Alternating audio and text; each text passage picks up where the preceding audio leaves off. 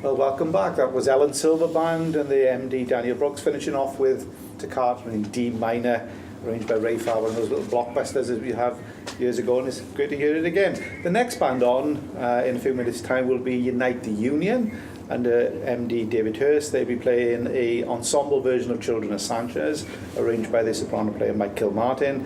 Then following on with Phoenix from War of the Worlds by Peter Graham.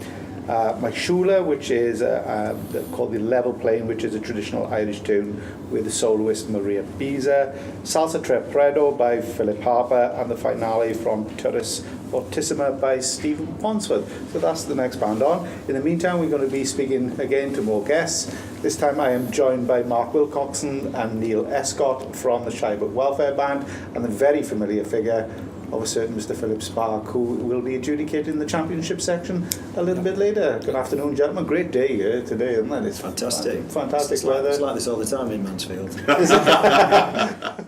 The Riviera of the Midlands, is it on this part of it there? Tell us, Mark, you played a little while ago. Congratulations on the performance, and congratulations, Neil, on your performance with Stars from Les Mis. Tell us a little bit about the band. A local band from a mining community, still going strong. Yeah, a local band, a lot of history at ex-mining village just north of Mansfield, on the border of Mansfield and Derbyshire actually. And the band, I think the band's been going over 100 years now. And they've always had a very, very strong connection with the village of Shirebrook, and gone through the pit closures and this sort of thing, but kept it. It's been a strong thing for the local community, and to the point where we've now got a training band involved as well because of local parameters. Because you've worked with a number of local bands over the years, Mark. I have personally, yes. Yeah, I'm from Chesterfield. I picked up a euphonium at a local school in Chesterfield called William Rhodes School, and from William Rhodes became a band called Rhodey and Brass that did very well for many years. And that's where I sort of cut my teeth on the playing side of things, and then somebody cajoled me into conducting a local band, and my attention turned from hanging the mouthpiece up on the euphonium and quite enjoyed doing things with the local bands around the area. So I don't travel very far. I just keep fairly local, but had a decent stint at it now, and it's frightening when you look back because I think I've been conducting nearly 30 years now, which is a bit ridiculous really. It's got years ahead of you. Oh, it's the next 30 years I think you've got to worry about. It's the next one. Yeah, it's not the one to go back. And you said to us a little bit earlier, and Neil said the band is investing in youth.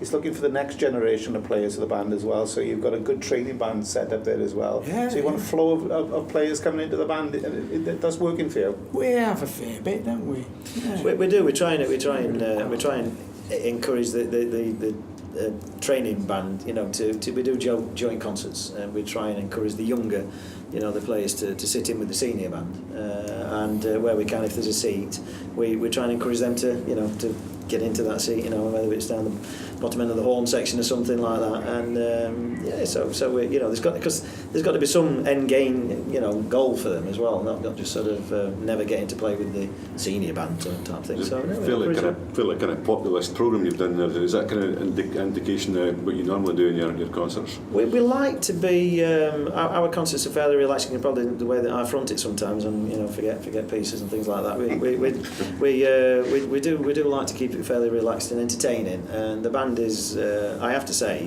the band is very popular, and we've got a big engagement list because we put a pretty decent entertaining concert on, and as my dad used to say, it's all about audience participation and engage with them a little bit rather than being too starchy, and that's kind of my style, and because of that I suspect the band style, isn't it really? Yeah. We do, and it's about enjoying it as well. The band have got to enjoy it as well as the audience, so we try and keep it fairly light. Well, congratulations on the performance today. You're also on the series, of course, talking about the pit. You've also got to entertain the chap who's in the box, so in this case out in the open air, who's going to be judging. Philip, you were doing the adjudication in the championship section this afternoon. Indeed, yeah. You've just flown back from Japan. Yeah, correct. You wouldn't tell us. He said, well, what have you been doing out in Japan then? I've been extending my career as a conductor with the Tokyo Wind Symphony Orchestra. Concert of my own pieces in Tokyo last Saturday. Great. So we're going to hear more. We're going to see more of you with the baton in your hand, is it? Or it's not a good idea, but I've been over there 3 times this year and given concerts with professional wind bands 3 times of my own stuff, and it's a joy because when they can play that well, you don't need to conduct them. They're a fabulous outfit, aren't they? The Tokyo Wind Symphony Orchestra as well. Yeah, absolutely great. Well, we look forward to that. I know you've got to shoot off because the championship section will be starting, well, not be starting after a little while yet. We've still got a few bands that are great to listen to here in the first section. But in the meanwhile, we've got to say a very warm welcome to Lawrence Eccleston, who is tuning in all the way in Jakarta. So I don't know what time it is in Jakarta, and if you haven't got anything better to do, of course, you may as well tune in and listen to brass bands. So Lawrence, welcome to you, and I hope you're enjoying the playing here as well.